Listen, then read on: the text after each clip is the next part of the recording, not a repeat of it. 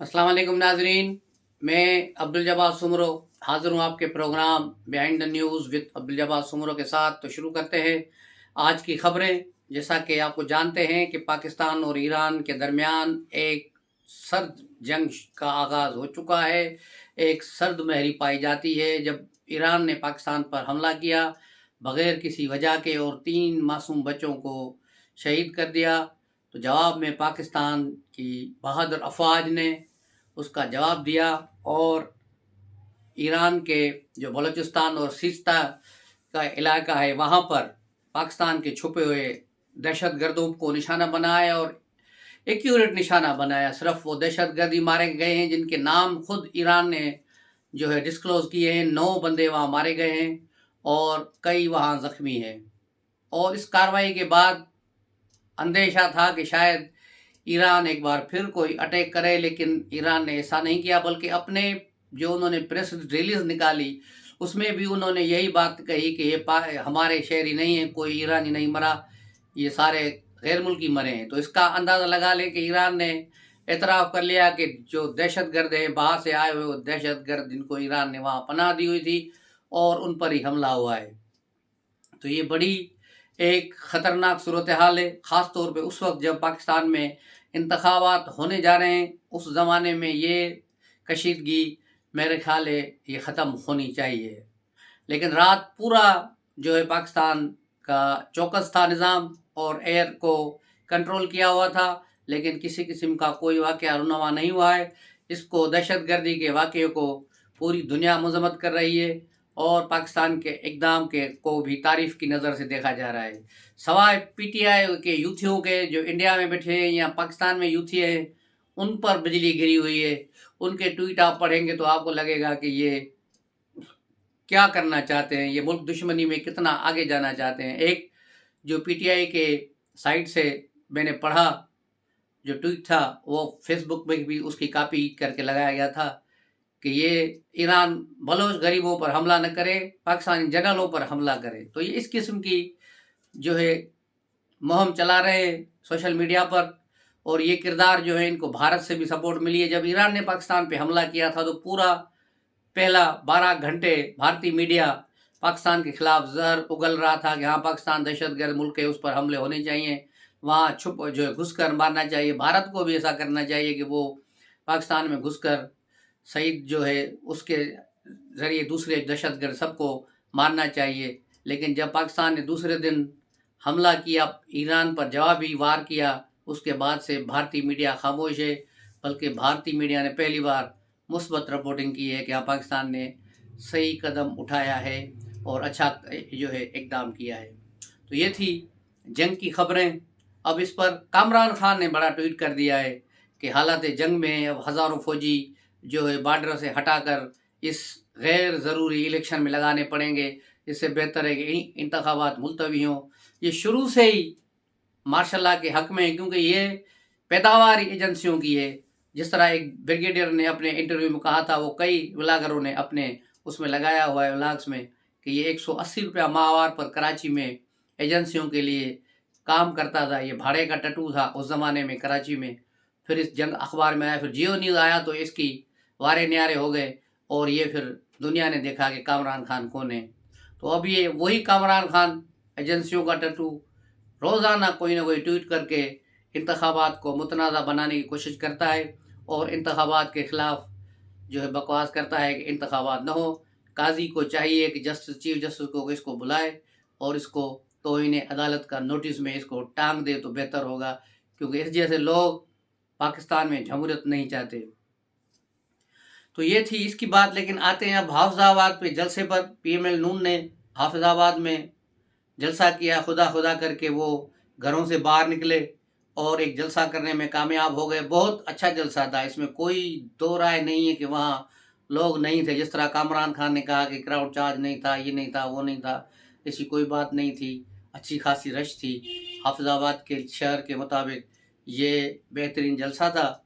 लेकिन नवाज़ शरीफ के जो है खिताब ने बड़ा हैरान किया कि उन्होंने मुख्तसर खिताब किया और मुख्तसर खिताब में भी वो रोना पीटना उनका जारी था कि मुझे क्यों निकाला, 5 जजों ने निकाला, 2 जनरलों ने निकाला, اور یہ ہوا اور وہ ہوا، وہی پرچی ہاتھ میں تھی جس پر پی ٹی آئی والے شور مچاتے ہیں، لیکن اس کے باوجود بھی نواز شریف کوئی جو ہے مجمع کو متاثر کرنے میں ناکام رہے۔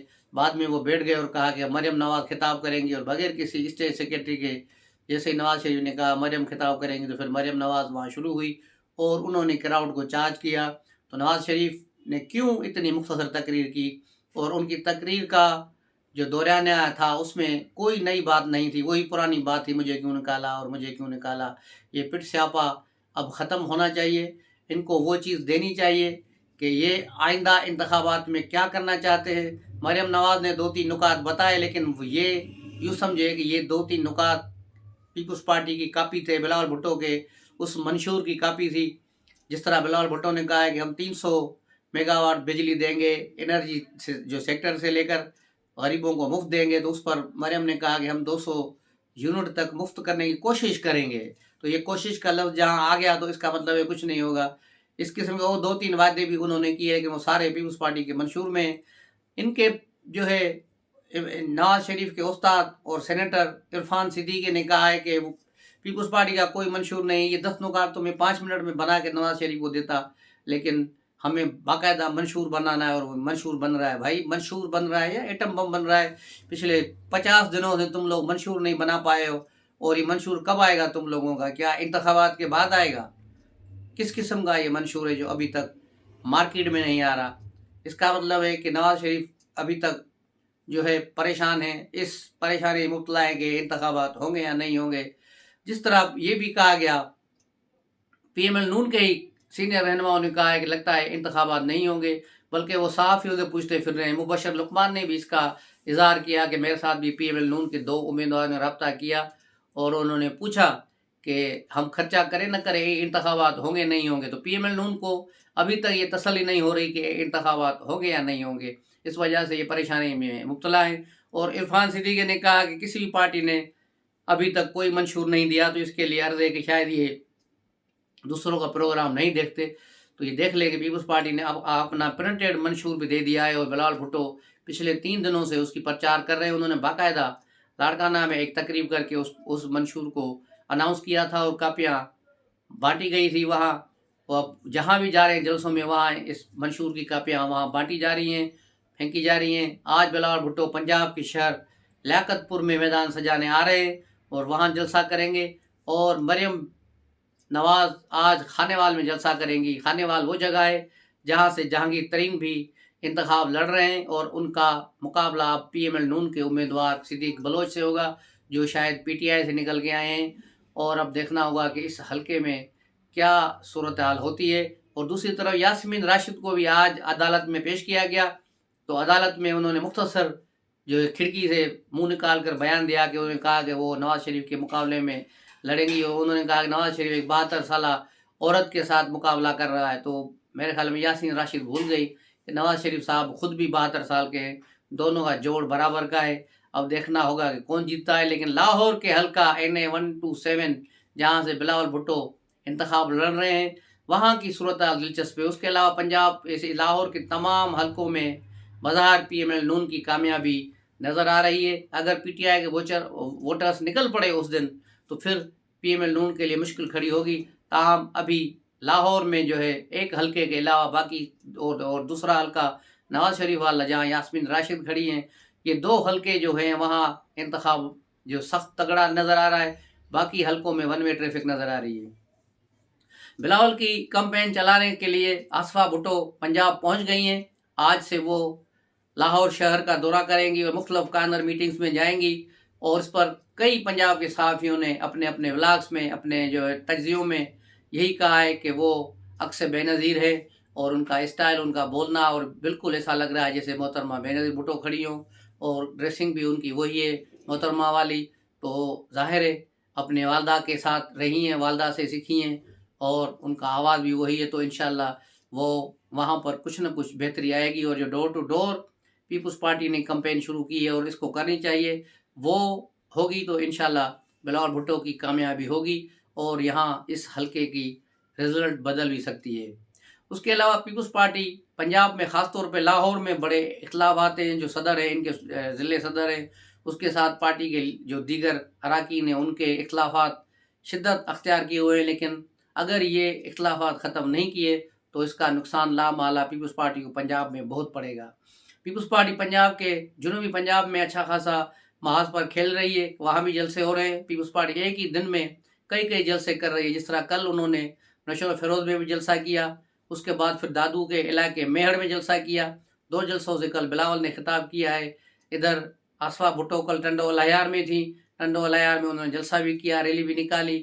ایک بالکل ہی سندھ میں متحرک ماحول چل رہا ہے پیپلز پارٹی کا، اور ان کے مقابلے میں آنے والی جو جی ڈی اے الائنس ہے وہ کہیں دور دور تک بھی نظر نہیں آ رہی، ان کا کوئی کینڈیڈیٹ کوئی چیز آگے نہیں ہے، اور سندھ میں یہ ون وے ٹریفک نظر آ رہی ہے، کراچی سے لے کر جو ہے کشمور تک۔ تو یہاں صورتحال بالکل ڈیفرنٹ ہے، اور کراچی میں الطاف حسین کا فیکٹر بڑا ایم کیو ایم کو پریشان کر رہا ہے، کیونکہ ایم کیو ایم جہاں بھی جاتے ہیں لیڈر ان کو الطاف بھائی کے نعرے سننے کو مل رہے ہیں، تو اس سے یہ بڑے پریشان ہیں۔ اب ان کا کیا ہوگا یہ تو اللہ ہی بہتر جانتا ہے، لیکن صورتحال کافی مختلف ہے، کافی دلچسپ بھی ہے۔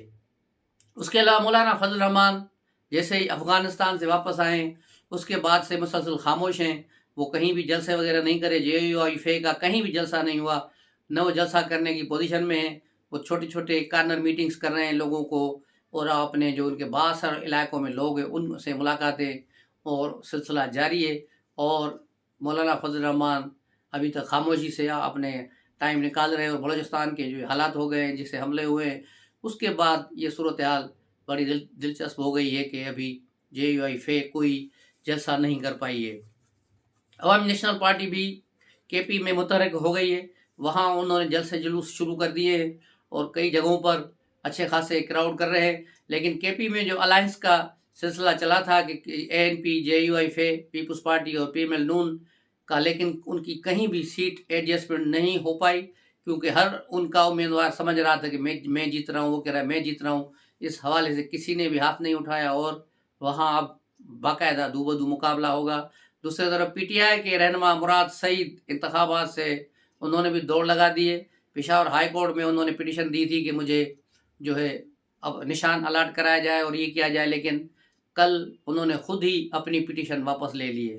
دوسری طرف عمران خان کے مقدمات یوں کہ توں چل رہے ہیں، کل اعظم خان نے اپنا بیان ریکارڈ کرایا ہے سائفر کیس میں، جس میں انہوں نے وہی پرانی بات دہرائی کہ کس طرح سائفر آیا تھا، کس طرح میں نے عمران خان کو دیا، پھر عمران خان نے وہ واپس نہیں دیا، پھر وہی سائفر امریکہ کے اخبار میں حرف برف وہی چیز چھپ گئی، تو یہ سائفر امریکہ تک کس نے پہنچایا، یہ کس نے پہنچایا، یہ عمران خان کے لیے بہت ہی مشکل صورتحال کھڑی ہو جائے گی۔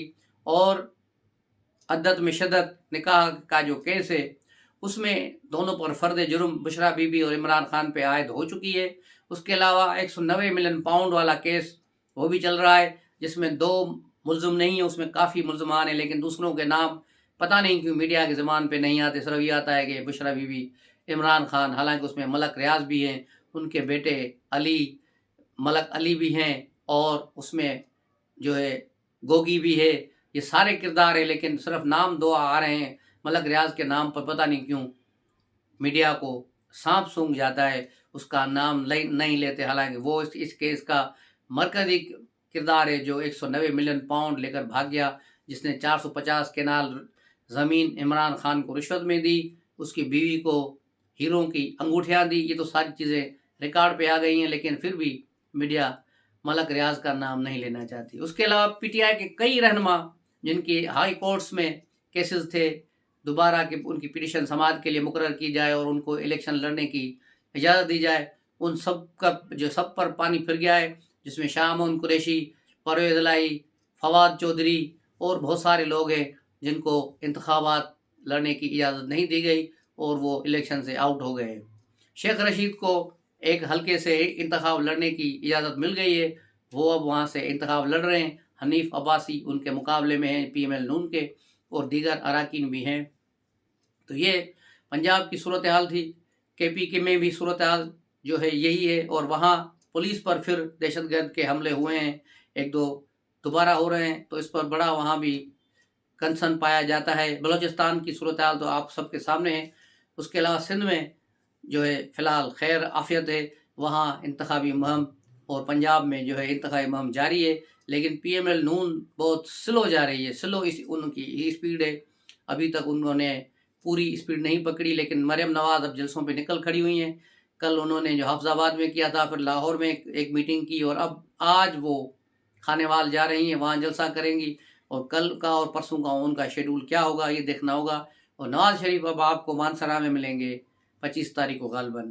تو یہ ہے آج کی صورتحال۔ اس کے علاوہ ساتھ ساتھ کرکٹ کی بھی خبر لیتے ہیں کہ پاکستان کی کرکٹ ٹیم جو ایک نااہلوں کا ٹولہ ہے، نیوزی لینڈ سے تمام T20 میچز ہار کر اپنے گھر کو لوٹ کے بدھو آئیں گے۔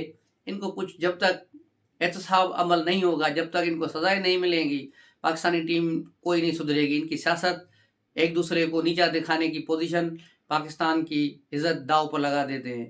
تو کرکٹ کے جو گرو بیٹھے ہوئے ہیں، کرکٹ کو جو کنٹرول کرنے والے بیٹھے ہیں، ان کو چاہیے کہ اس ٹیم کو باقاعدہ احتساب کریں، اور جو 6-7 جو کرکٹر ہیں جن کی کوئی کارکردگی نہیں ہے، ان کو پھر 1 سال کے لیے کم سے کم ان کو ڈراپ کر دیں، اور دیگر لوگ جو آپ نے باہر بٹھائے ہوئے ہیں اسٹینڈنگ پوزیشن پر، ان کو موقع دیں، اور کرکٹ سے سیاست ختم کریں۔ جب تک یہ نہیں ہوگا تب تک کچھ نہیں ہوگا۔ اور جو ٹورنامنٹ یہ ہارتے ہیں، اس کے سارا خرچہ جو پاکستانی قوم کا پیسہ ہے، ضائع ہو رہا ہے، وہ ان سے بھرایا جائے، سارے کھلاڑیوں پر یہ جرمانہ لگایا جائے، جتنا بھی خرچہ ہو ان سے لیا جائے، تو یہ خود سدھر جائیں گے، اور پھر آئندہ اس قسم کی کوئی حرکت نہیں کریں گے۔ تو لیتے ہیں اجازت، ملتے ہیں اگلے ولاگ میں، تب تک کے لیے اجازت، السلام علیکم۔